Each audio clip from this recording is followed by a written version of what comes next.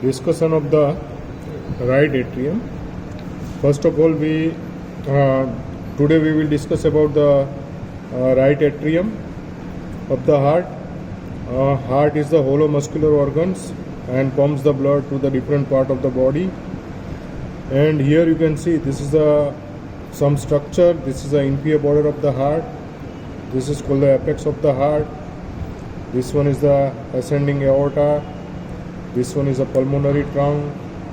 This is the right auricle. This is the right border which is formed by the right atrium and superior vena cava. Here you can see this is the superior vena cava. Arch of aorta gives the, first of all, it is lies on the right side, so that's why this is the right subclavian. This is the right common carotid. This is the left common carotid. This is the left subclavian, and this is the left vertebral artery. And arch of aorta become continuous as a descending thoracic aorta. Today we will discuss about the right atrium. Here you can see this is the right atrium which makes the right border of the heart. It makes the part of the sternocostal surface of the heart, anterior surface of the heart, right border of the heart. It makes the part of the upper border of the heart. This is the upper border of the heart which is overlapped by the aorta and pulmonary trunk, and it also makes the base of the heart. Here you can see this is the posterior side. It is a base mostly formed by the left atrium. This is the left atrium. This is the two right pulmonary wing, and this is the two left pulmonary wings, and this is the left atrium. And here you can see this is the superior vena cava. I will pass the forceps from the superior vena cava, and it is through it enters on the downside by the inferior vena cava. Here you can see this is my forceps which is passes through superior vena cava to the inferior vena cava. The forceps, it is inside the right atrium. Here you can see it is inside the right atrium. So this is the right border of the heart.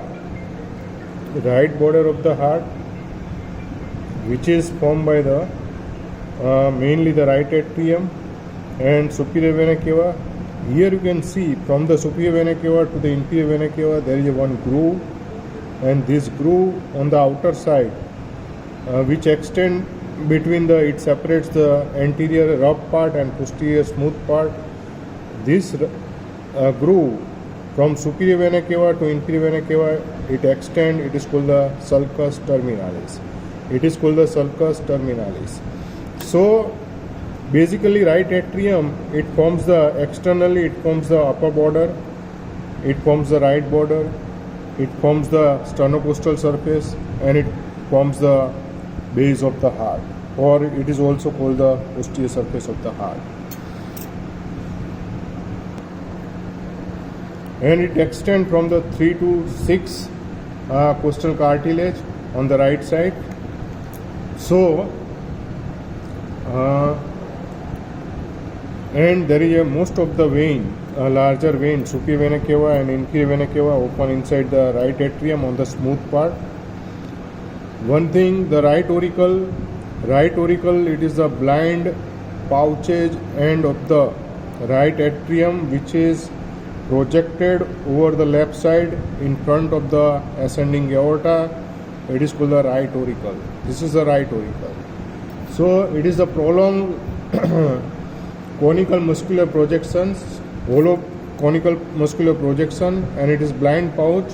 It is extended on the left side. It is called the right auricle, and it is prolonged in front of the ascending aorta.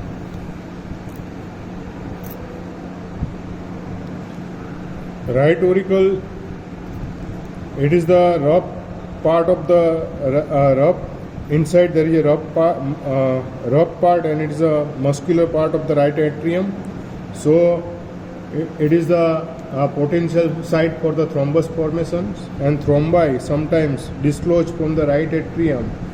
It enter into the pulmonary circulation, may produce the pulmonary embolism. So this is about to the external features of the right atrium. Now we will discuss about the interior structure. We have got There is a groove.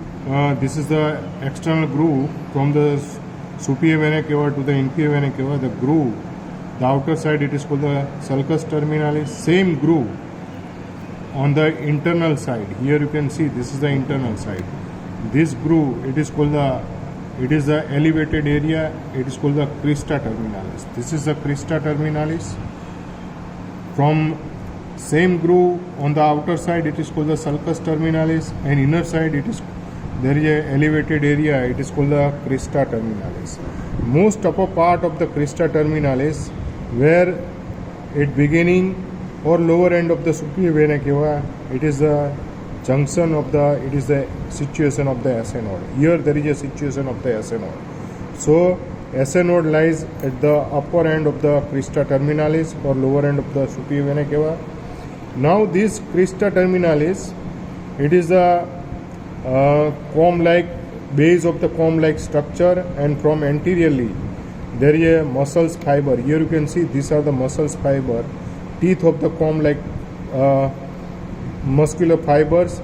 It is called the musculi pectini. So this is the anterior part of the right atrium, which is rough, and it contains the musculi pectini. So this is the anterior part of the right ventricle, right atrium. It contains the rough, the crista terminalis.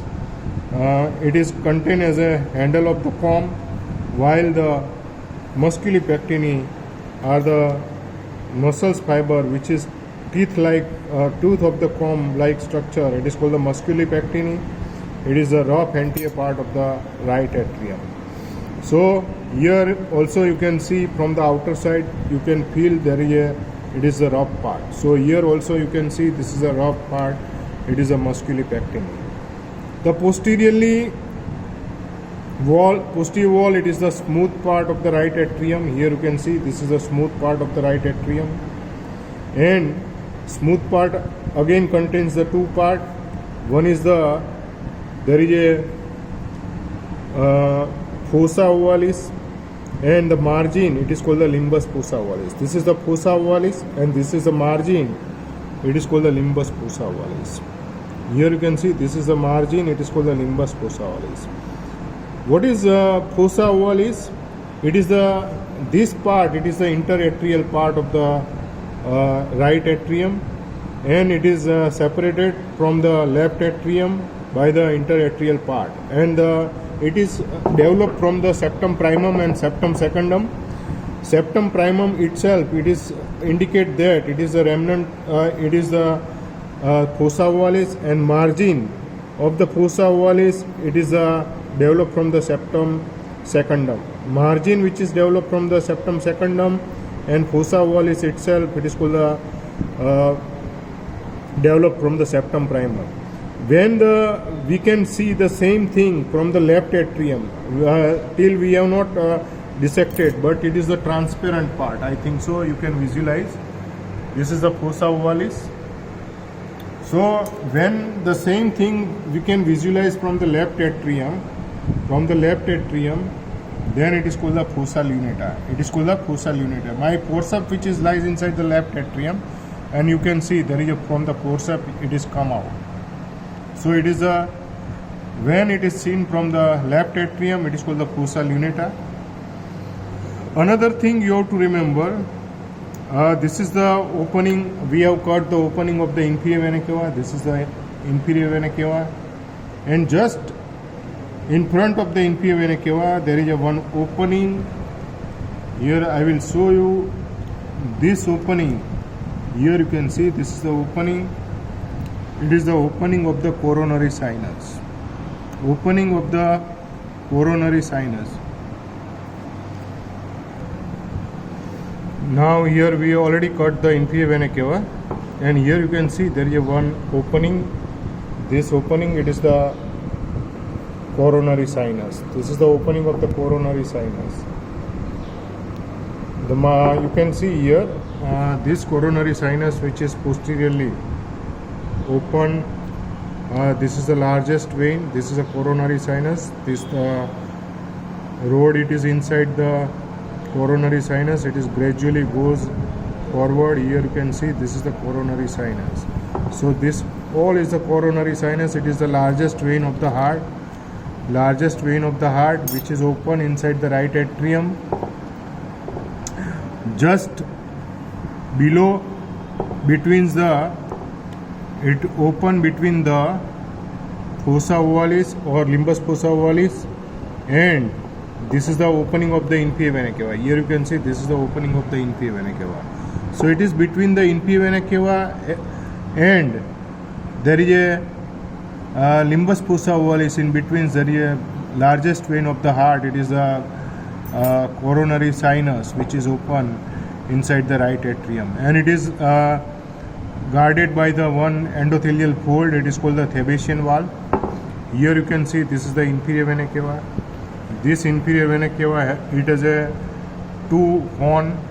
This is called the right horn and this is called the left horn.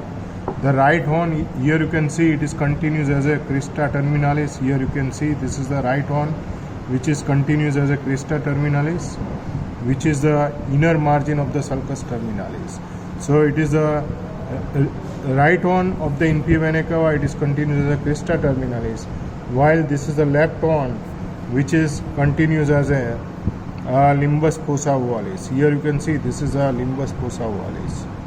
So left horn it become continuous as a limbus fossa ovalis, and here you can see this inferior vena cava, which is guarded by the one valve. It is a fold of endothelium. Here you can see this is a fold of endothelium which is guarded by the inferior vena cava. It is called the Eustachian valve, and this Eustachian valve during the fetal life, it guides the blood from inferior vena cava to the foramen ovals. So most of the blood from the right atrium, from the inferior vena cava, which goes to the foramen oval during the fetal life, it is open, and the blood goes to the left atrium. Here you can see this is the, I have opened also the left atrium, and you can see this is the, when you can see the same fossa ovalis from the left atrium, then it is called the fossa lunata. Here you can see this is the transparent area. During the fetal life, it is the open, and it is called the foramen oval, and foramen ovals, which is closed after the birth, and it is the overlapping of the septum primum and septum secundum. This way there is a overlapping. It is the septum primum and septum secundum, and this overlapping it lead to it is a flap-like valve, and it during the fetal life from the right atrium blood goes to the left atrium. So smooth part of the right atrium, which is developed from the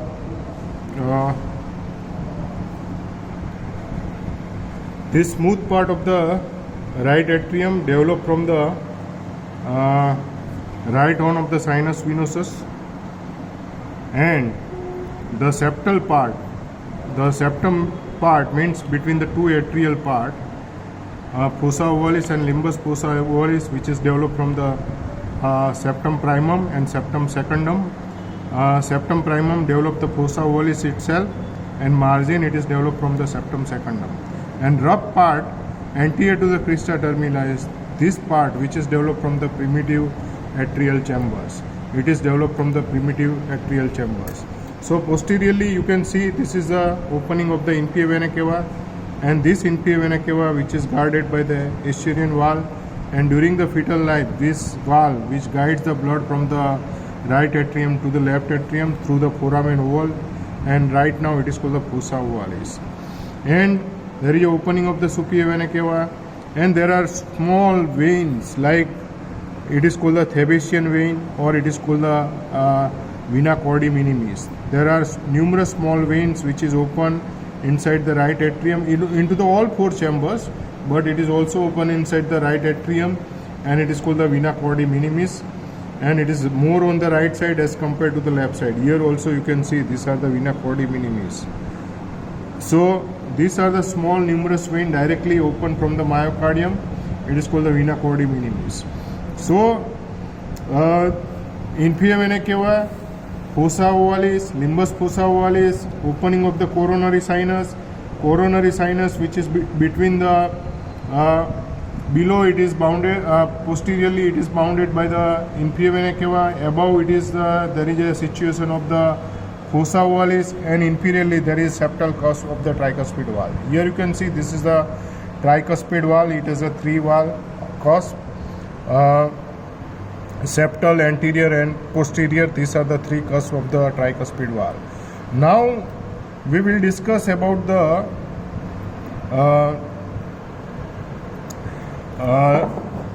triangle of Koch. What is triangle of Koch? Triangle of Koch, it is you can see here, this is the left horn of the, this is the inferior vena cava. The left horn of the inferior vena cava, and there is a annulus fossa ovalis. This is the left horn of the inferior vena cava. Here you can see this is the left horn, and at the margin of the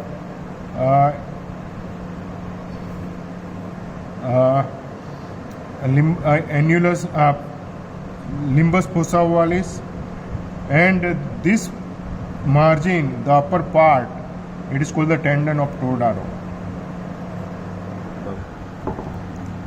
Tendon of Tordaro, triangle of Koch, above it is bounded by the tendon of Tordaro, posteriorly it is bounded by the coronary sinus, and anteriorly it is bounded by the anterior cusp of the tricuspid valve. Here you can see this is the septal cusp of the tricuspid valve.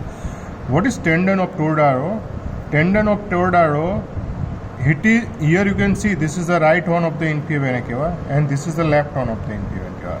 So the tendon of Tordaro, from the left horn of the inferior vena cava and inferior margin of the septum secundum or limbus fossa ovalis, there is a subendothelial thickening, and it goes anteriorly up to the septal margin, septal cusp of the tricuspid valve.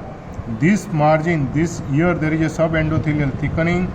It is called the tendon of Tordaro. It is the subendothelial thickening which start from the left horn of the inferior vena cava. This is the inferior vena cava, its left margin, left inferior vena cava, and margin of the septal fossa ovalis, it is called the limbus fossa ovalis. In between there is a continuation. This is the left horn, and it continues anteriorly up to the septal cusp of the septal cusp of the tricuspid valve. The subendothelial thickening, it is called the tendon of Tordaro.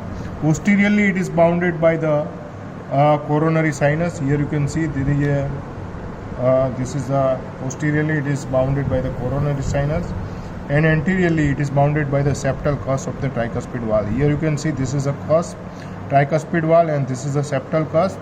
So this area, this triangular area in front of the coronary sinus and septal cusp, this triangular area, it is called the triangle of Koch, and the most anterior part of the triangle of Koch, there is a situation of the AV node. So this is about to the right atrium. Basically we will discuss again in short right atrium, interior of the right atrium, which is divided externally by the one groove from superior vena cava to the inferior vena cava. This is the superior vena cava, and this one is the inferior vena cava. And this groove outer side, it is called the sulcus terminalis. Same groove, it is internally, it is called the crista terminalis. This crista terminalis, which separates the rough and smooth part, behind to it there is a smooth part of the right atrium, and anteriorly it is the rough part. So the crista terminalis, it is the handle of the comb like structures, and from anteriorly there is a muscles which is goes like the teeth of the comb like structure. It is called the musculi pectini, and it is developed from the primitive atrial chamber, rough part which is developed from the primitive atrial chamber, and the smooth part, there is a opening of the superior vena cava, below there is a opening of the inferior vena cava. There is a largest vein of the heart, it is the coronary sinus. Here you can see there is a opening of the coronary sinus. It is the largest vein of the heart, it is the coronary sinus. It is guarded by the Thebesian valve. Here you can see this is the opening of the inferior vena cava. It has a 2 horn. Here this is the right side, because this is the right atrium. So right side it becomes continuous as a crista terminalis. Right horn of the inferior vena cava, it is continuous as a crista terminalis. Left horn of the inferior vena cava, it becomes continuous as a it is continuous as a left horn, it is continuous as a margin of the limbus fossa ovalis. So this is the margin of the limbus fossa ovalis, or it is called the annulus fossa ovalis. So three main openings: superior vena cava, inferior vena cava, and coronary sinus. And small, there are numerous veins inside the smooth part of the right atrium. It is called the Thebesian vein, or it is called the vena cava minimis. Now the part behind to the crista terminalis, it is the smooth part. Smooth part again have a two part. When I will between the interatrial part, here I will see there this is the transparent area. When you can see from the left atrium, this is the opening of the left atrium, it is called the fossa lunata.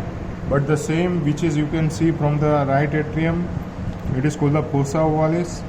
And during the fetal life, it is called the foramen ovals. During the fetal life, the blood from the right atrium goes to the left atrium, and the margin, it is called the limbus fossa ovalis, or it developed from the septum primum and septum secundum. Fossa ovalis itself developed from the septum primum, and margin, it is developed from the septum secundum. Wall of the inferior vena cava, here you can see this is the endothelial wall of the inferior vena cava. It is called the Escherian wall. During the fetal life, this wall guides the blood from inferior vena cava to the foramen oval, and blood which is from the inferior vena cava, which is directly goes to the through the foramen oval, it goes to the left atrium. It is during fetal life, it is open. So this is the inferior vena cava. Now the smooth part which is developed from the right horn of the sinus venosus, and septal part which is developed from the septum primum and septum secundum. This is the opening of the coronary sinus. It is between the inferior vena cava, lies on the posterior aspect. Above it is by the guarded by the foramen fossa ovalis or limbus fossa ovalis, and anteriorly it is bounded by the septal corpus. So in between there is a opening of the largest vein of the heart. It is called the coronary sinus. This is the coronary sinus, and it is guarded by the Thebesian wall. Triangle of Koch, it is the subendothelial thickening. Above it is bounded by the tendon of Toradaro. Posterior it is bounded by the coronary sinus, and below it is bounded by the septal cusp of the tricuspid wall. Tendon of Toradaro, it is the subendothelial thickening. It starts from the left horn of the inferior vena cava, and septal margin of the fossa ovalis, it is called the septum secundum or limbus fossa ovalis. The left horn of the inferior vena cava and limbus fossa ovalis, there is a subendothelial thickening. It goes anteriorly up to the septal cusp. It is called the tendon of Toradaro. Posteriorly, it is bounded by the triangle of Koch, bounded by the coronary sinus, and anteriorly it is bounded by the septal cusp of the tricuspid wall. In between, there is a triangular area. This area, it is the triangle of Koch, and most anterior part of the triangle of Koch. Another pacemaker, it is the AV node which is lies. So this is about to the right atrium. Membranous septums, I will show you. This is the subclavian artery. From the subclavian, you can the probe which is goes inside the aorta. Here you can see it goes inside the aorta. It goes downwards, and I will show you here what happens just about to the tendon of Toradaro. Here you can see this probe which is bulge. You can see here at that level, you can see it is bulging. Here you can see this is bulging, and this bulging, it means the right atrium which is directly related with the left ventricle. It is called the membranous part of the atrioventricular part, but it is the right atrium and left ventricles. So right atrium and left ventricles which is directly connected, it is called the membranous part. Here there is a bulging which you can see, and it is above to the tendon of Torodaro. It is above to the tendon of Torodaro. This is the tendon of Torodaro. So just above to the tendon of Torodaro, there is a atrioventricular septum. It is called the membranous septum, and above to it the aorta which is bulged, non-coronary cusp of the aorta which is bulged into the right atrium. It is called the torus aorticus. It is called the torus aorticus. So this is the torus aorticus. This is the atrioventricular membranous septum. I will show you again. Here you can see. You can see this part which is bulging. I will show you.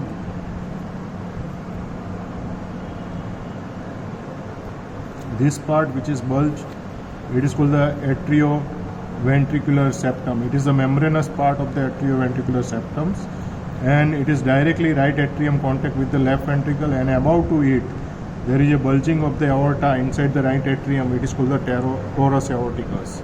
It is the non-coronary cusp of the aorta. Here you can see. I will remove the cusp prop. So this is about to the right atrium.